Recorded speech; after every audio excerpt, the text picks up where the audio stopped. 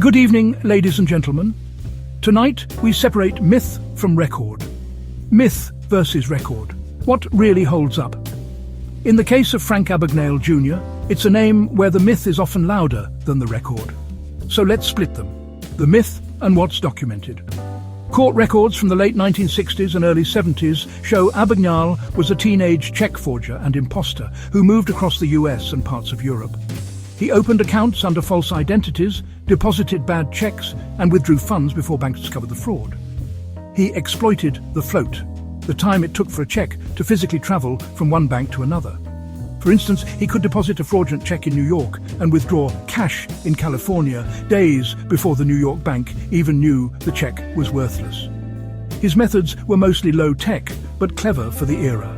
Chemically washing checks with solvents like acetone to remove the original ink, allowing him to change payees and amounts, and even printing his own checks.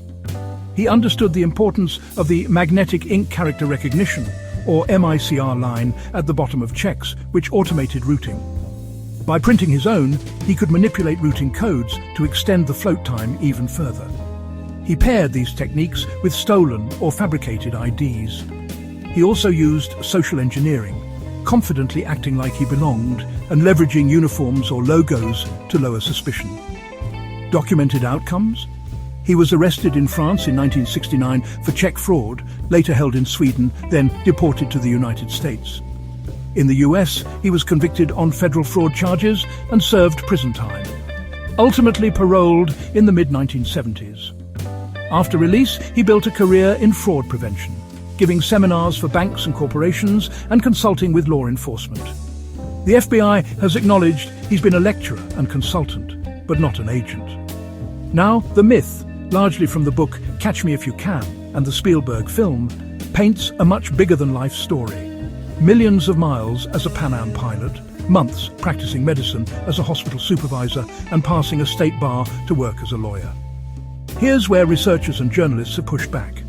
Investigations found little or no corroborating evidence for those marquee claims.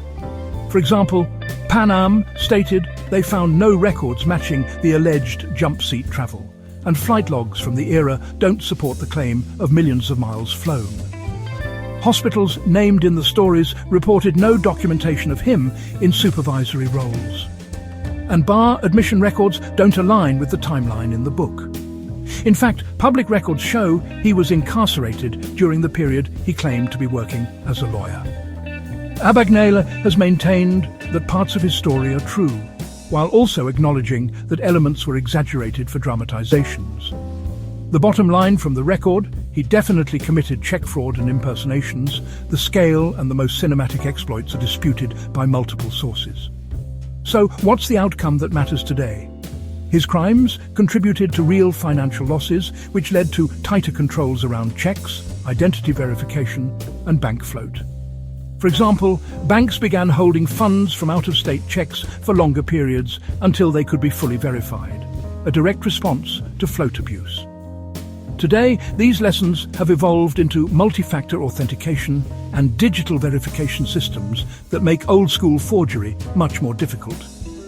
His later work involved teaching about these very fraud schemes and advising on check and identity security. The verified story is a teenager who learned to exploit gaps in trust, process, and paper checks, who was caught, convicted, and later turned that knowledge into a successful consulting career. The rest, the pilot wings, the white coat, the courtroom victories, makes for great cinema, but the documentation doesn't keep up with the legend. Myth versus record. Always worth checking the footnotes. Subscribe for more content. Thank you.